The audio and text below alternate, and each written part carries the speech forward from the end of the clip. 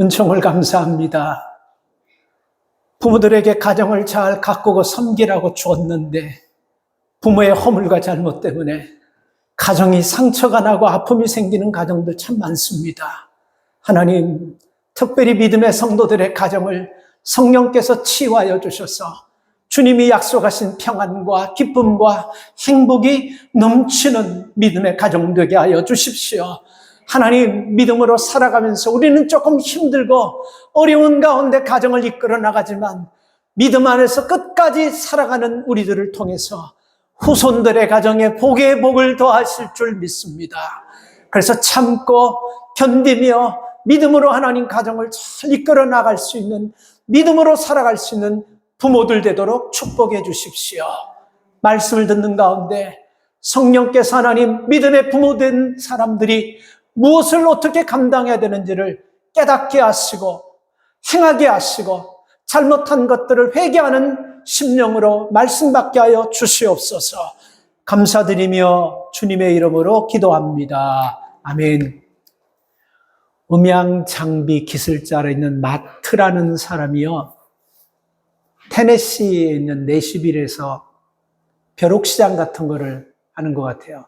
제가 오래전에 윌밍턴에 한번 왔을 때 저 떨팅 거기 가니까 그 파킹장에 많은 사람들이 뭐 이렇게 깔아놓고 물건 팔고 하는 것 같아요.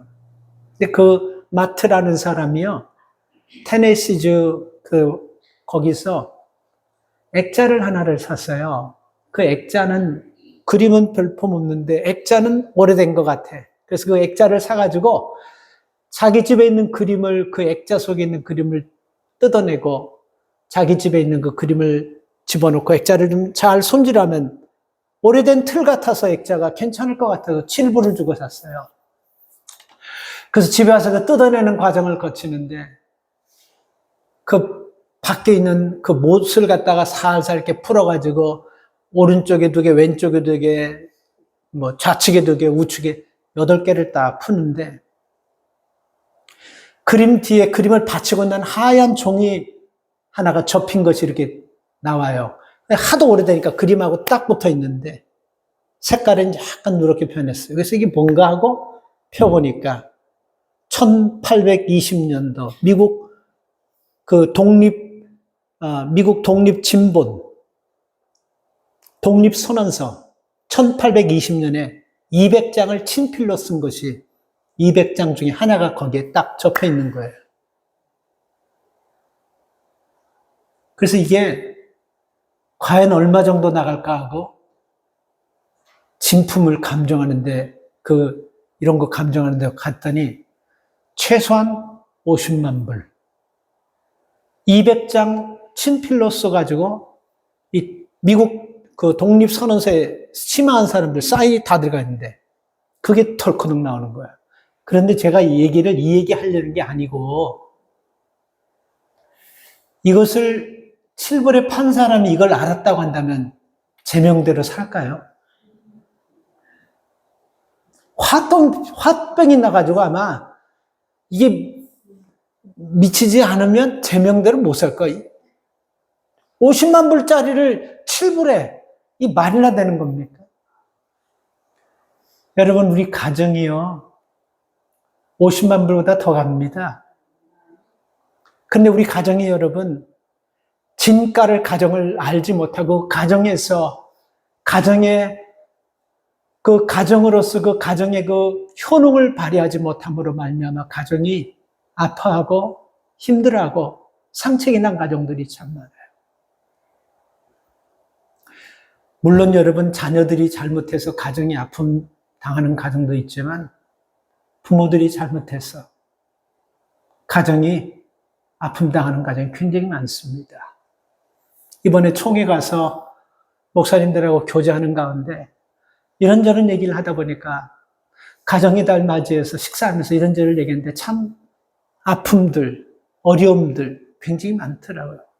기쁜 소식도 있는데 무슨 소식이냐면 우리 교회에 있던 한 사람이 거기 가가지고 제가 잘 아는 목사님 아들하고 결혼을 하는데 나한테 갑자기 그 목사님 찾아서 내 손을 꼭 잡고 그 얘기를 하는데 깜짝 놀랐어요. 여기 있던 사람이 어디 거기까지 가서 그렇게 하나. 근데 문제는 그 사람이 나를 잘한다고 또 너무 그 목사님께 자랑을 많이 한 거예요. 그래서 나는 뭐 가만히 들어보니까 세상이 참 넓으면서도 좋구나. 굉장히 많이 했어, 우리 교회 얘기를. 예. 나중에 내가 기회가 되면 하죠. 그러니까 여러분, 이렇게 가정마다 사연이 없고 아픔이 없는 가정들이 없어요. 다 부모가 잘못해서 그러는 거예요. 근데 문제는 내가 이 부모가 부모 노릇과 구실을 못해서 자녀들이, 가정이 이렇게 아픔 당을, 이거를 느끼고 겸손하게 낮아지면서 하나님의 은혜를 구하는 믿음의 가정들이 드물다는 겁니다.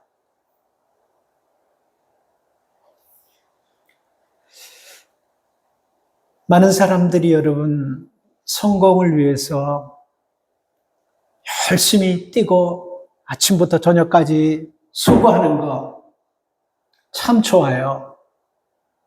그런데 여러분, 그렇게 열심히 뛰고 수고하면서 이민의 삶에서 한 30년 동안 벌면 잘 버는 사람들은 꽤 벌죠.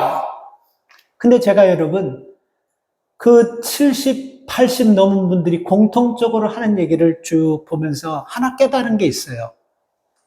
앞만 보고 열심히 달렸더니 삶은 윤택하고 편안해지고 좀 여유로워졌는데 부모 자식 간의 관계는 다 깨져버리고 심지어는 부관계도 깨져버리고 형제도 가족도 다 깨져버리고 이제 돈을 많이 벌어놓고 이제 좀 쓰려고 하니까 외롭더라는 거예요.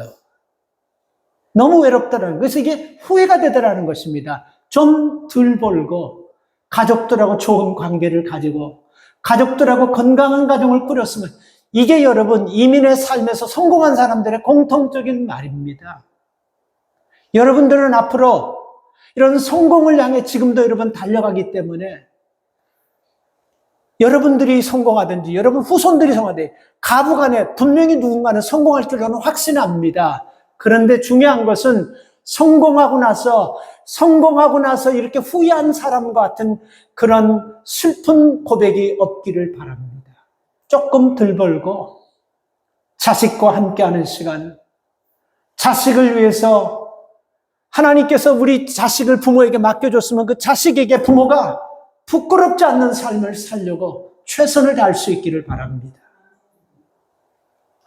믿음의 가정을 이루기 위해서 여러분 가장 중요한 것은, 내가 가장 가정이 중요한 것이 뭔가를 생각하면 그것이 우리 믿음의 가정의 가장 중요한 핵심 요소가 된다는 것입니다.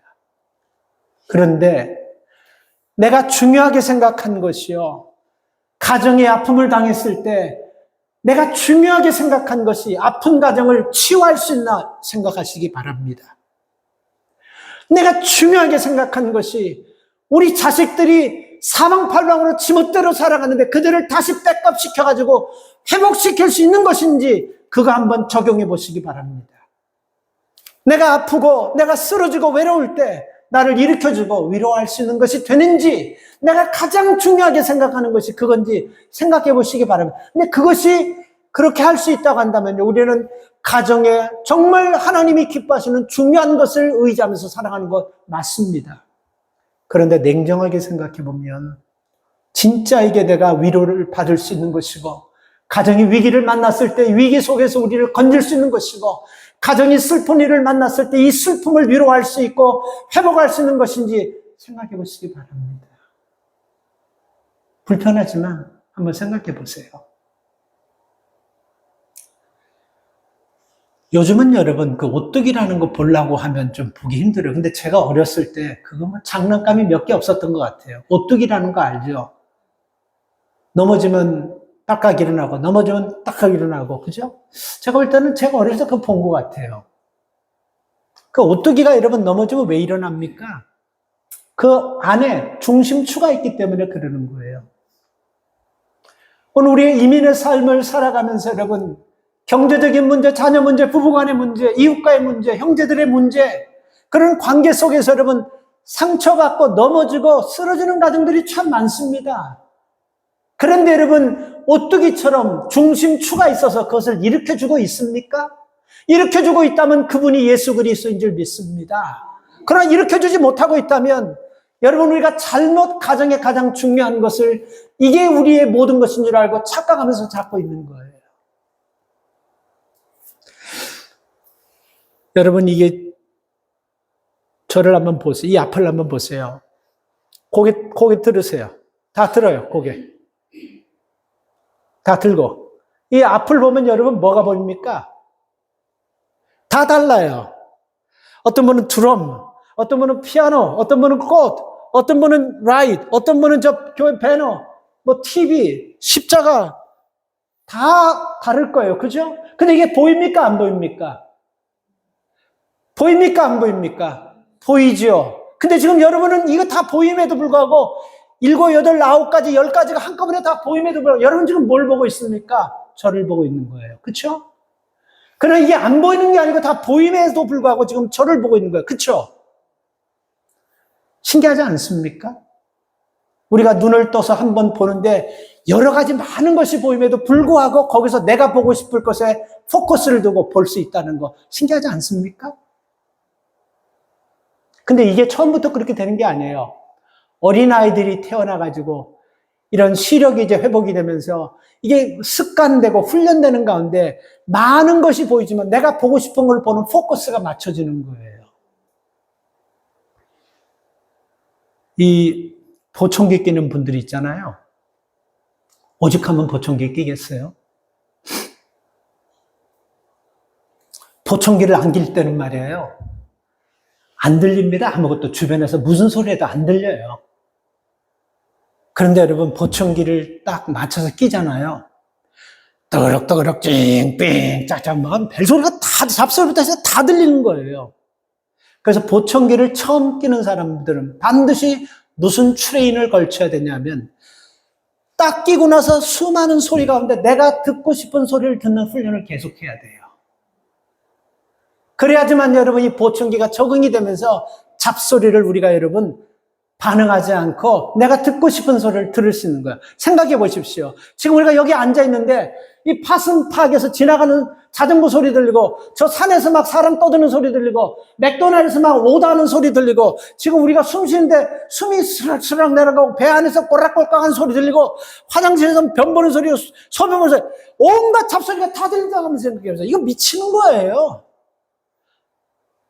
근데 우리가 여러분 많은 소리가 들리지만 들을 것만 듣는 거예요. 오늘 여러분 우리 가정이 왜 위태롭고 왜 흔들리냐면요. 우리 가정을 여러분 넘어뜨리려고 하는 안 봐도 될 것들이 너무 많이 보이고 안 들어도 될 것들이 너무 많이 들리기 때문에 봐야 될 거를 안 보고 듣지 않을 거를 듣기 때문에 가정이 흔들리고 가정이 중심을 잃고 있다는 걸 아세요? 그거예요, 원인이요. 그래서 여러분 우리가 하나님의 음성을 들으려고 하면 많은 소리 중에서 내가 하나님의 음성을 들으려고 훈련하면 들릴 줄 믿습니다. 아니 믿습니다. 들리는 거예요. 하나님은 말씀을 통해서 우리에게 말씀하십니다. 구약 사도는 구약 시대에서는 선지자나 제사장을 통해서 하나님이 말씀하셨어요. 그래서 여러분 우리가 하나님의 말씀을 들으려고 하면 많은 소리 중에서도 하나님의 말씀을 들으려고 훈련하면 하나님 말씀이 들리는 것입니다. 많은 상황 속에서도 하나님의 얼굴을 보려고 하면 하나님 얼굴을 볼 수 있는 거예요. 아까 얘기했죠. 보청기 낀 사람들, 우리가 눈을 처음 보는 사람들, 훈련을 통해서 하듯이 우리가 그런 훈련을 하는 것입니다. 왜 우리가 그런 훈련을 해야 되냐면요. 내가 하나님 앞에 믿음의 삶을 살아가는 사람이기 때문에 우리가 이 훈련을 하지 않고 세상에 살아가면서 100만 가지, 1000만 가지 다 봐도 보아야 될 것을 보지 못하면요. 끝이 불행해지기 때문에 그렇습니다. 그런 세상을 살아가면서 별것 없어도 보아야 될 거를 딱 보는 사람이 있잖아요. 들어야 될 거를 딱 듣는 사람이 있잖아요. 과정은 초라해 보여도 끝은 후손들은 엄청난 하나님의 축복을 받게 되는 것입니다. 우리는 이것을 삶을 통해서 보고 증명되지 않습니까? 그래서 우리가 여러분 한 소리 중에서도 하나님의 소리를 자꾸 들으려고 해야 돼요. 왜 우리가 교회에서 상처받습니까? 왜 하나님 소리 듣고 상처받는 사람 없어요. 사람 소리를 듣기 때문에 상처받는 것입니다. 왜 우리가 실망합니까? 하나님 모습 보면 실망하지 않습니다. 교회 와서 자꾸 사람 모습 보니까 실망하는 거예요. 이 훈련으로 되는 것입니다. 그래서 믿음의 부모들이 이런 훈련을 해야지만 하나님께서 우리에게 주신 믿음의 가정을 복되게, 아름답게, 평안하게 섬겨나갈 수 있게 되는 것입니다. 이거 아십니까? 하나님께서 태초에 천지를 창조하시면서 산을 만드시고 하늘을 만드시고 별을 만드시고 달을 만드실 때마다 하나님께서는 다른 말씀하지 않고 좋았더라. It's good. It's good. 이렇게 하셨어요. 그런데 가정을 만들어 놓고 아담과 하와가 한 가정에서 가장이 되는 그 가정을 만들어 놓고 심히 보시기에 좋았더라. 하나님께서 여러분 가정을 보면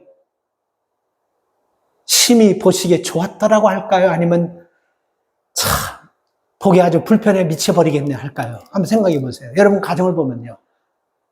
야, 진짜 좋다 할까요? 아니면 진짜 안 봤으면 괜히 봐가지고 아주 속만 상하네. 이렇게 하여튼 여러분 하나님께서 우리 가정을 보았을 때 우리 가정이 여러분 이런 은혜 가운데 하나님이 보셨을 때 심히 좋은 가정이 돼야 됩니다. 왜냐하면 지난주에도 말씀드렸지만 이 땅에 많은 기관과 많은 것들이 있지만 하나님이 직접 만드시고 처음부터 파운데이션 처음에 하신 것은 교회와 가정입니다.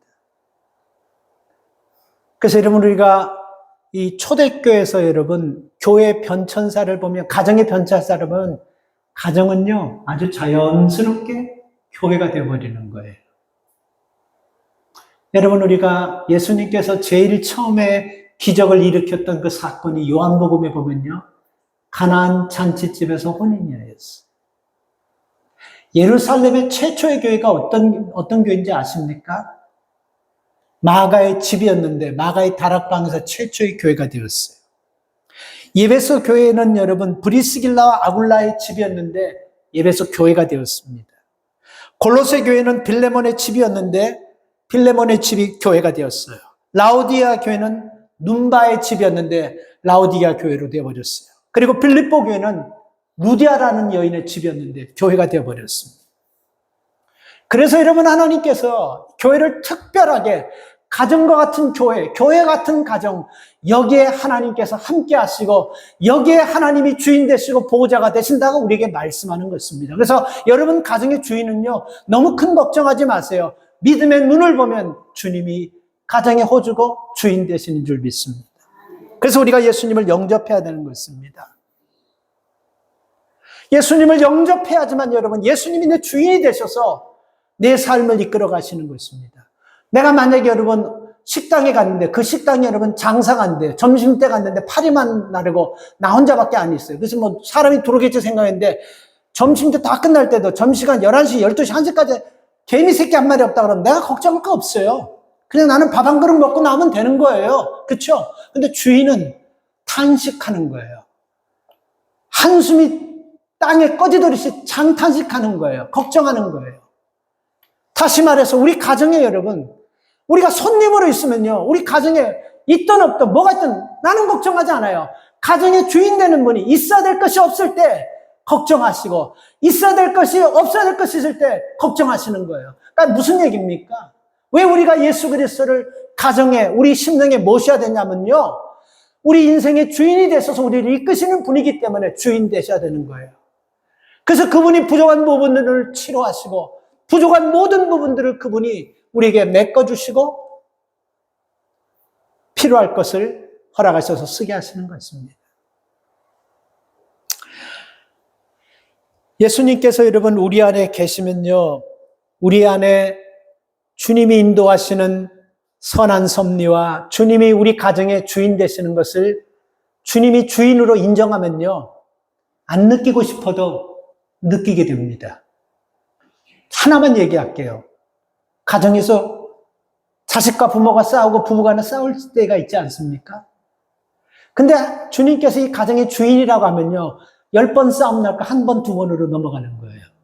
근데 주인이 아니면요 서로 주인 노릇하려고 싸우다 보면 한 번 싸워야 될 것이 그것이 나눠가지고 이것을 한 번에 아주 짧고 굵게 한 번 딱 싸우고 끝나면 되는데 이것을 나눠가지고 한 10가지로 나눠서 한 번의 싸움이 10번 싸움 되고 10번의 싸움이 100번 싸움 되는 거예요. 그래서 가정에 평안할 날이 없는 것입니다. 우리가 여러분 바르게 살기 위해서 믿음의 가정을 이루기 위해서는 예수 그리스도를 영접하고 가정의 주인으로 삼아야 됩니다. 그러기 위해서 우리가 해야 될 일이 있는데 뭐냐면 오늘 본문을 보면요. 참 짧은 말씀 속에 깊은 의미가 있어요. 지난주에 비행기 타고 가면서 여러분 주일 설교 본문을 좀 준비하려고 하면서 가정의 달에 맞는 말씀을 찾으려고 이 잠언과 전도서를 쭉 읽으면서 이 말씀이 제게 딱 와닿더라고요. 근데 언뜻 보면 물론 여러분 말씀은 깊이 들어가면 의미가 있지만 언뜻 이렇게 읽다 보면 스쳐 지나가기 쉬운 말씀인데 참 마음에 많은 울림이 있더라고요. 그래서 이 말씀을 여러분과 좀 나누려고 합니다. 자, 오늘 본문 말씀 보면 마땅히 행할 길을 아이에게 가르치라. 그리하면 늙어도 그것을 따르라. 여기서요 우리가 몇 가지 풀어야 될 것이 있습니다. 마땅히 행할 것을 아이에게 여기서 아이는 누구를 얘기하냐? 몇 살짜리를 얘기하냐? 원문에 보면요. 갓난아기, 밭 태어난 피덩어리 그 얘기를 얘기하는 거예요. 근데 태어나자마자 그 아기에게 너 이 길로 가야 된다. 너 이 말씀 배우고 너 이 말씀 실천해야 된다. 이거 하나님 말씀이다. 이거 우리가 이런 상황에서 이거 알아듣습니까? 못 씁니까? 못 알아들어요.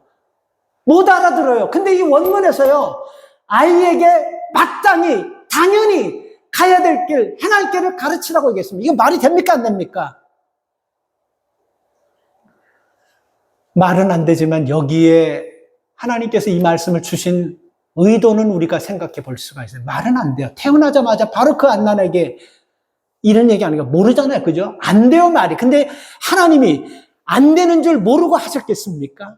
안 되는 줄 알면서 이 말씀하신 이유가 있지 않겠습니까? 몇 가지 이유를 생각해 봤어요. 이 말씀은요, 이 갓난장이 태어나가지고 아무것도 모르게 이걸 가르치라고 한다면 말을 할 수 있고 생각할 수 있고 입이 튀은 아이는 어떻게 해야 된다는 것이 결론이 나옵니까? 사정없이 이거는 선택이 반드시 이거는 더 꼭 가르치라는 이 의미가 들어있지 않겠어요? 갓난아이에게 가르치라는 것은 말도 통하지 않고 말도 하지 못하고 알아듣지 못하는 사람에게 가르치라는 것은 이제 알아듣기 시작하고 옹알이 시작하고 말하기 시작한 에게는 더 강하게 마땅히 당연히 행할 길을 가르치라는 거예요. 뭐를 마땅히 행할 길이니? 마땅히 행할 길이 뭐 한 2개, 한 10개 있으면 이렇게 하면 돼요. 이 길이 인생을 살다 보면 수많은 길이 있어요. 잘 되게 하는 길, 안 되게 하는 길, 성공하게 하는 길, 실패하는 길, 슬프게 하는 길, 즐겁게 하는 길, 좋은 길, 나쁜 길, 남에게 유익되게 하는 길, 남에게 해롭게 하는 길, 상처 주는 길, 위로하는 수많은 길들인데 이 길을 마땅히 가르쳐야 될 길을 가르치라는 것입니다. 이게 쉽습니까? 어려워요? 이게 쉽습니까? 어려워요? 굉장히 어려운 거예요. 그런데 이것을 말도 하지 못하고 눈도 뜨지 못하고 깨닫지도 못하는 그 아이에게 가르치라고 얘기하고 있다는 것을 꼭 기억하십시오. 그래서 우리가 전체적으로 보면요. 무엇을 가르쳐야 될까 제가 말씀을 묵상하는 건데 크게 3가지 잡아봤습니다. 첫째, 하나님 말씀을 가르치라는 말씀인 줄 믿습니다. 그래서 신명기 6장에 보면요. 너희는 하나님의 말씀을 미간에 새기고 그리고 허리춤에 차고 그리고 그 말씀을 나갈 때든지 들어올 때든지 그 말씀을 문지방에 새기고 듣고 읽고 그렇게 가르치라고 나와 있어요. 신명기는요. 하나님 말씀이에요. 여러분 우리가 살아가면서 여러분 혹시 우리 자손이나 우리 손자나 손녀나 여러분을 통해서 나는 후손들이 나는 이 아이들 좀 안 됐으면 좋겠어 하는 부모 있으면 듣지 마세요. 이 말씀이요. 그러나 내 손, 2대 손, 3대 손, 4대 손이라도 누군가가 잘 되기를 바라 이 말씀 꼭 드려야 됩니다. 가르치라고 하나님 말씀을 가르치라고 얘기하고 있습니다. 어렸을 때부터 가르치라는 거예요. 입이 떨어지고 말을 할 수 있고 생각을 할 수 있으면 가르치라는 것입니다. 그리고 또 뭐를 가르쳐야 되냐면요. 하나님과 동행하는 삶. 어떻게 하는 것이 하나님과 함께하고 어떻게 하는 삶이 하나님을 불편하게 해드리지 않고 하나님을 편안하게 하는 삶을 살 수 있냐. 이걸 가르치라는 거예요. 우리가 사람이 살아가면서 참 힘든 게 뭐냐면요. 불편한 사람과 어디를 가는 게 참 힘들어요. 여러분은 괜찮아요? 불편한 사람과 일생을 산다는 건 굉장히 힘든 거예요. 자기를 죽이고 자기를 헤아리는 사람과 일생을 살아간다는 것은 보통 힘든 것이 아니에요. 그런데 우리 주님은 우리를 해하고 우리를 죽이고 우리를 어렵게 하시는 분이 아니에요. 그렇기 때문에 이분과 동행하려고 하면 이분과 동행할 수 있는 어떤 삶이 이분이 기쁘게 하는 삶인지 훈련을 가르치라는 것입니다. 부모에게. 부모가 자식에게. 그리고 또 뭘 가르쳐야 될까 생각해 보니까요. 성경에서 여러분 첫째 계명이 뭐냐면 마음과 뜻과 정성을 다하여 주 너의 하나님을 사랑. 두 번째가 뭐죠? 내 이웃을 내 몸처럼 사랑하라. 이웃 사랑하는 것을 가르쳐야 돼요. 여러분 우리가 하나님 말씀을 가르치고 하나님과 동행하는 삶을 가르치고 이웃 사랑하는 것을 가르쳐가지고 여러분 후손들이 자랄 때 여러분 얼마나 행복하고 얼마나 기쁩니까? 그렇지 않아요? 자식들은 손들은 할아버지가 아버지가 이 말씀을 가르쳐줘서 자랑스럽고 부모들은 자식에게 이 말씀을 가르쳤는데 자식들이 이 말씀대로 살면서 사람들에게 존중받고 인정받으면서 많은 사람들을 도우며 사는 걸 보면 자랑스럽지 않습니까? 이보다 더 뭐가 더 필요한 거예요? 이런 삶을 우리 다 원하잖아요. 그렇기 때문에 여러분 깐난장이 핏덩어리 같은 아이에게도 가르치라는 것입니다. 마땅히 행할 것을 당연하게 행할 것을 가르치라는 거예요. 그래서 여러분 이걸 여러분 성경에서 이렇게 가르치는 가정들을 보면요. 이게 쉽게 얘기하면 뼈대가 있는 가문, 좀 쉽게 얘기하면 명문 가문, 신앙의 명문 가문이 되는 거예요. 여러분 가정이 후손들이 내가 신앙의 명문 가문으로 쫙 흘러가고 있다고 한다면 좋지 않아요? 집사님 좋지 않아요? 불편할 것 같아요. 이거 굉장히 좋은 거예요. 몇 해 전에 여러분 한국 방송 SBS에서 한국의 명문 가문 그것을 선택해서 취재하면서 어떻게 명문 가문이 됐나 그거를 해줬는데 조금 흘러갔지만 유튜브를 통해서 보면서 제가 놀란 게 한국에 여러분 송가네하고 민가네라는 명문 가문이 있습니다. 성씨가 송씨고 그리고 민씨 이 두 가문을 거기서 소개했는데 송가네는 자식이 6인데 첫째, 둘째, 넷째, 다섯째 4사람이 사법고시, 행정고시 합격했어요. 놀라지도 않네. 사법고시가 뭔지 몰라요? 사법고시, 행정고시 이런 거 이거 여러분 조선시대 얘기하면 과거에 합격한 거나 마찬가지. 이게 얼마나 근데 뭐 아무 감동도 없네. 한 가정에서 6식구 중에서 2명이 나와도 놀랄 때 4명이 사법고시하고 행정고시 합격해가지고 그렇게 판사 검사가 되고 있다니 특별한 가정 같지 않습니까? 난 놀랄 줄 알았는데 내가 오히려 놀랐네. 여러분 얼굴을 보면서 한 집에서 대통령이 하는 그냥 한 4-5명이 나와야지 우리는 놀랄라나? 그리고 민간에 또 명가라고 명문가문이라고 민간에는 또 뭐냐면 4대째가 내과 의사, 외과 의사, 비뇨기과 의사, 치과 의사 4대째가 계속해서 의사 이거 쉽지 않지 않습니까? 쉽지 않아요. 그렇죠? 쉽지 않아요. 그죠? 그래서 여러분 그 리포터가 조사하면서 특별히 이 사람들이 뭐 유전인자가 좋았던지 아니면 부모가 지식인이었던지 이걸 다 빼는데 송간에부터 먼저 얘기할게요. 송간에 보면요. 아버지가 너무 어렸을 때 가난해서 국민학교밖에 못 나왔어요. 근데 이 아버지가 뭐가 이 아버지에게 특별한 게 있냐면 이 아버지가 이 송간의 큰아들이 판사된 그 아들이 그 아버지를 인터뷰하면서 얘기하는데 큰아들이 하는 얘기예요. 우리 아버지에게서 본 것은 아버지는 볼 때마다 호롱불 밑에서 책 읽는 걸 봤습니다. 배우지도 않아. 국민학교 겨우 나왔는데 자기가 공부해가지고 그 공무원 9급 시험까지 합격하신 분이에요, 아버지가. 그러니까 늘 아버지는 보면요, 항상 책 읽었어요.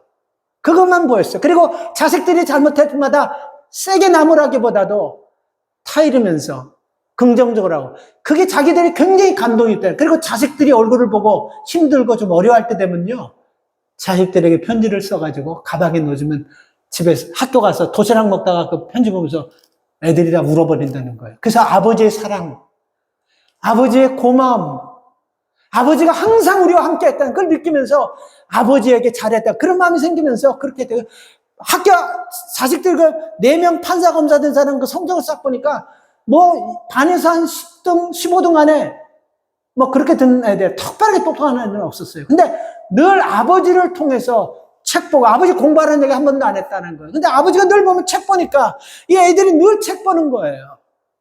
그래서 여러분, 한 가정에 6식구 중에 4명이 판사 검사 나오는데도 여러분 놀라지 않으면 뭘 갖고 놀리려고 그래요? 이 보통 일이 아닌 거예요, 이건요. 이런 가문이 없어요. 그리고 민간에는 여러분 의사가 낸다.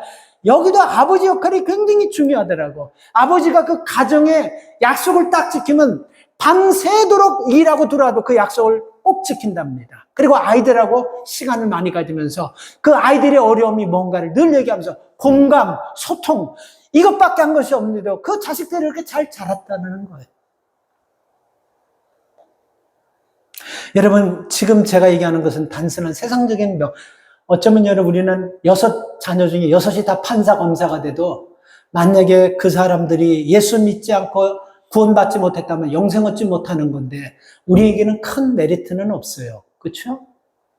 여러분, 우리 믿음의 가정에도 이런 축복과 이런 은혜가 좀 흘러가기를 좀 바랍니다. 그저 우리 가문이 뭐 2조 판사 지내고 뭐 영의정 이런 것 얘기하는 것이 아닙니다. 그래가지고 지금 뭐가 있어요? 2조 판사 지내고 영의정 좌의정 지냈던 자석들이 뭐예요? 옛날에 여러분, 옛날이 아니죠. 그 나라 팔아먹은 그 사람 있지 않습니까? 이완용 씨요. 오직했으면 자식들이 할아버지 묘를 파가지고 없애버렸어요. 뭘 하려는 게 돼야지. 할아버지 묘를 파가지고 재뿌려버려, 파내버려서 없애버렸어요, 자손들이요. 그 부끄러운 거 아니겠습니까? 그 높은 자리에서, 그 높은 벼슬 가지고, 돈은 얼마나 재산을 많이 부풀려가지고, 조선대, 경성 땅은 다 그 사람 땅이더라고. 자식들이 다 지금 그 땅 가지고 소송 걸려가지고 좀, 혹시 우리 중에 이완영 씨하고 관계되는 분은 없으니까 내가 이해하는 거예요. 소송이 걸려 지금도 소송하고, 그런 일들이 지금도 일어나고, 이게 뭡니까, 여러분? 여러분, 아무것도 없지만, 크게 배운 부모 밑에서 자라지 못했지만 혹시 여러분 부모님의 믿음을 통해서 우리가 여기까지 오게 됐다는 것 생각하시는 분들은 감사할 수 있기를 바랍니다. 그게 지금은 우리가 눈에 보이는 열매, 눈에 보이는 것들이 없다 할지라도 눈 내리는 거, 소리 들리는 분, 눈 내리는 소리 들리는 분 혹시 계세요? 눈이 쌓이면서 소복소복 쌓이는 게 이게 들리는 소리 안 들려요. 그렇죠? 하나님의 축복과 은혜가 이렇습니다. 은혜가 내리고 축복이 많은 것은 세상처럼 요란하고 막 푹툭 막 난리치고 쌓이는 소리가 안 들려요. 근데 이게 어느 정도 딱 쌓이면요, 그때부터 문이 팍 열리면서 쌓아오는 그 모든 하나님의 은혜와 축복이 우리 후손에게 물러갈 줄 믿습니다. 그래서 성경은요, 하나님이 복을 주시는데 1대, 2대 얘기하지 않고 자자손손, 대대손손 이렇게 말씀하는 이유가 바로 그거예요. 다음 세대에 받을 만한 것, 그 정도로 끝나는 분이 아니고 자자손손, 대대손손까지 줄 그런 축복을 지금 여러분들이 축복의 그 댐에다가, 그 축복의 진원지에다가 쌓고 있는 거예요. 소리만 안 날 뿐이지 반드시 여러분 그게 임하게 될 줄 믿습니다. 모든 것들이 그렇지 않습니까? 우리가 여러분 뭔가를 심는 사람이 심을 때가 있죠. 그리고 이것을 가꿀 때가 있고, 그리고 심고 가꾼 다음에 무슨 현상이 일어납니까? 열매 맺을 때가 있고, 그리고 이 열매를 딸 때가 있는 거예요. 그죠? 그러니까 우리 신앙도 여러분 1대, 2대, 3대까지 지금 가신 분들은요, 조금만 기다리세요. 지금 2대까지 간 분들 대부분이더라고. 3대 지나서 4대까지 딱 되면 그때부터 거두는 은혜가 있을 줄 믿습니다. 그래서 여러분, 우리가 우리 자녀들에게 믿음의 부모가 좀 살기 힘들고 현실이 좀 어렵더라도 오늘 이 본문 말씀처럼 어린아이에게도 마땅히 당연히 할 것을 가르치라는 것처럼 하나님 말씀을 가르칠 수 있는 믿음의 부모 되기를 축복합니다. 그래서 여러분, 우리가 신앙생활 이렇게 하면서 한 사람의 여러분 그 하나님의 헌신을 통해서 가문이 확 바뀌는 역사. 우리가 여러분 아브라함을 뭐라 그러죠? 믿음의 사람이라 그러죠. 근데 아브라함이 언제부터 믿음의 사람이었죠? 아버지 데라 때부터요? 그쵸?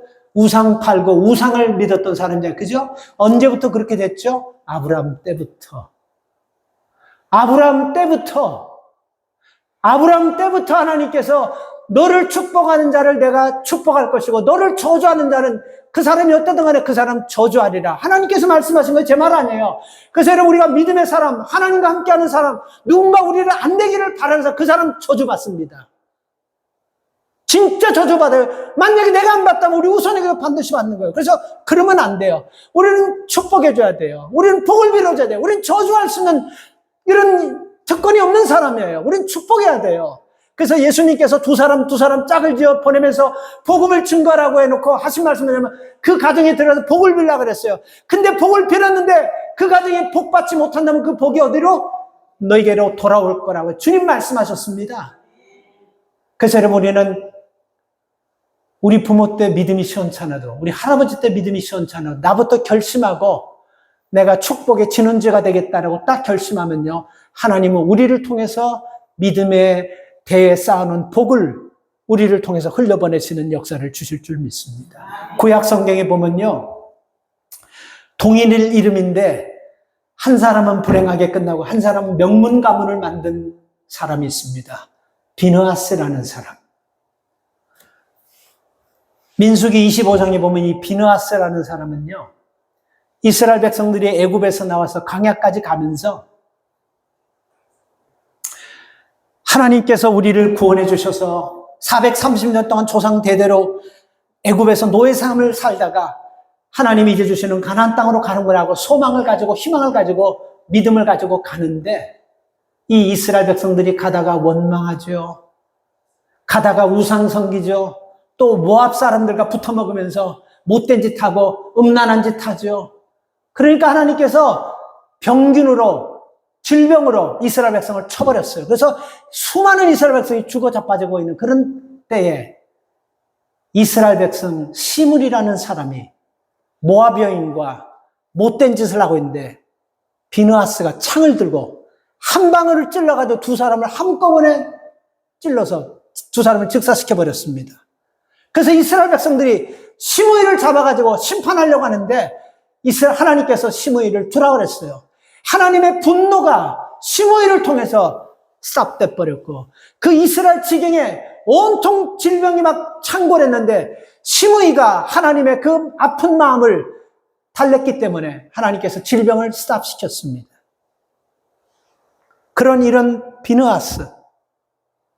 이런 비느하스가 있어요. 그리고 그는 가나안에 들어가서도 12지파들이 누구는 좋은 땅, 누구는 나쁜 땅, 누구는 넓은 땅, 누구는 이 자꾸 막 싸움이 되니까 비느하스가 중재해가지고 하나님께서 우리 조상 모세에게 주신 권위를 여호수아가 받아가지고 나눠준 거니까 하나님이 주신 땅입니다. 그래서 그 지파들이 싸울 뻔한 것을 다 정리시켜가지고 편안하게 만들었어요. 그리고 그는 헤브론에 제일 힘든 헤브론을 택해가지고 거기 들어가서 거기서 믿음의 명문 가문을 만든 사람이 비느하스라는 사람이에요. 또 한 사람의 비느하스가 나오는데 누구냐면 사무엘상 2장에 보면요. 비느하스라는 사람이 나옵니다. 아버지가 빽이 있는 제사장이에요. 대제사장이에요. 권세가 있어요. 재물이 있어요. 그리고 많은 사람에게 인정받고 많은 사람들을 존경받는 그 아버지 제사장의 아들이 비느하스라는 사람입니다. 근데 이 비느하스는 행실이 얼마나 못됐고 악했는지 성전에서 일하는 여인들과 몰래 동침해버리고 그리고 성전에 제사드리러 가지고 온 물건들을 보면 그것을 뺏어버리고 강탈해버리고 그리고 또 협박하고 못된 짓이라는 못된 짓을 아주 어쩌면 그렇게 골라서 했는지. 근데 하나님께서 이 비느하스를 심판하기 위해서 블레셋 사람들이 이스라엘에 전쟁을 치르게 했어요. 블레셋이 쳐들어오게 했습니다. 그래서 전쟁을 나가기 위해서 비느하스가 형과 함께 형은 홈리야, 동생은 비느하스인데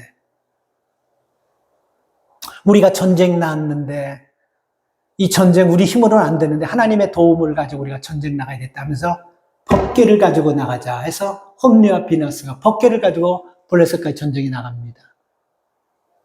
그런데 전쟁에서요, 여러분, 이걸 제가 왜 얘기되냐면요, 심판 여러분, 시작되면요, 한순간에 몇 대가 한꺼번에 심판되는 걸 얘기하는 거예요. 첫 번째 비느하스는 명문 가문이 됐지만, 이 두 번째 사무엘상 2장에 나오는 비느하스는 가문의 믿음의 대를 끊는 그런 불행한 비느하스가 똑같은 이름인데 다른 불행한 사람이 되는 거예요. 전쟁에 나갔는데 두 사람이 죽습니다. 전쟁에서. 하나님 심판하신 거예요. 그리고 법계 빼앗겼어요. 그리고 전쟁에서 지고 아들 둘이 있고 법계 빼앗다라고 아버지 제사장 엘리에게 전달이 딱 되니까 아버지가 의자 앉아있다가 일어나다가 넘어지면서 목뼈가 부러져서 바로 죽어버리고, 그리고 비느하스의 아내 바로 그때 산 딸인데 아기를 낳다가 산고 진통으로 바로 죽어버리고 다 죽어버렸어요.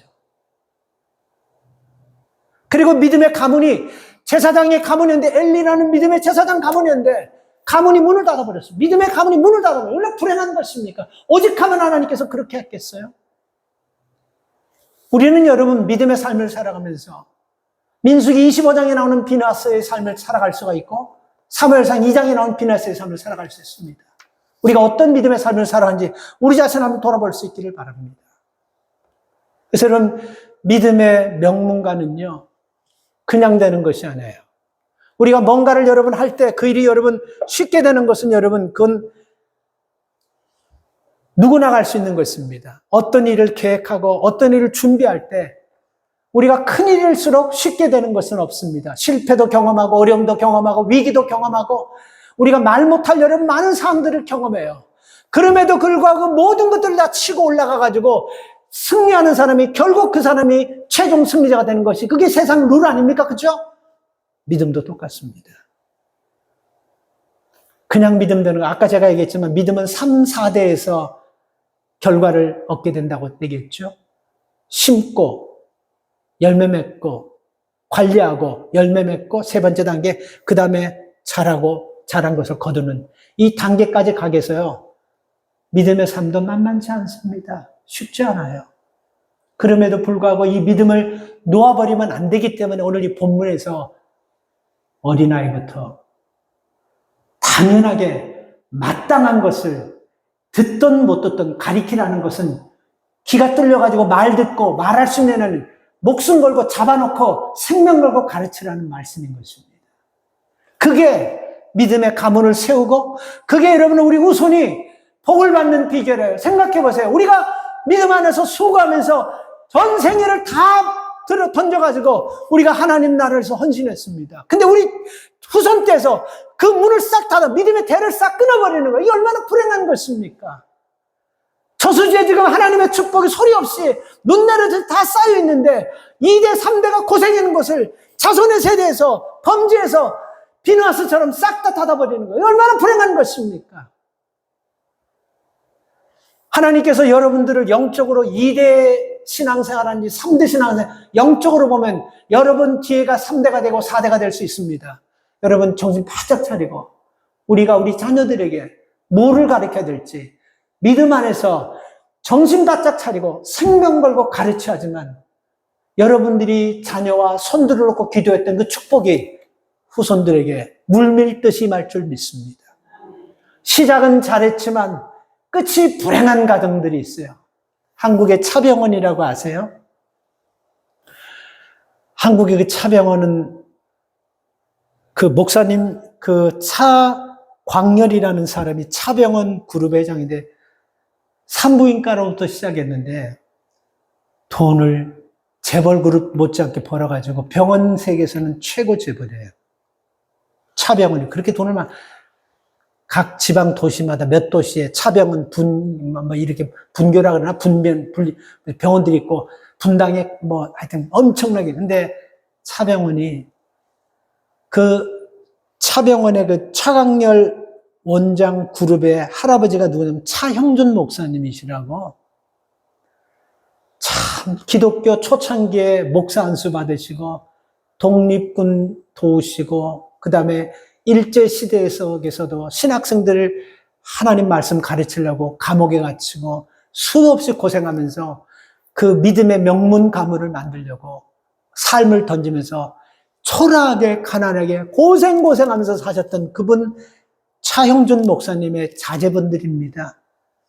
그런데 하나님이 그렇게 크게 아버지의 기도를 들으시고 할아버지의 기도를 들으셔서 차병원이 엄청나게 돈을 많이 벌었는데,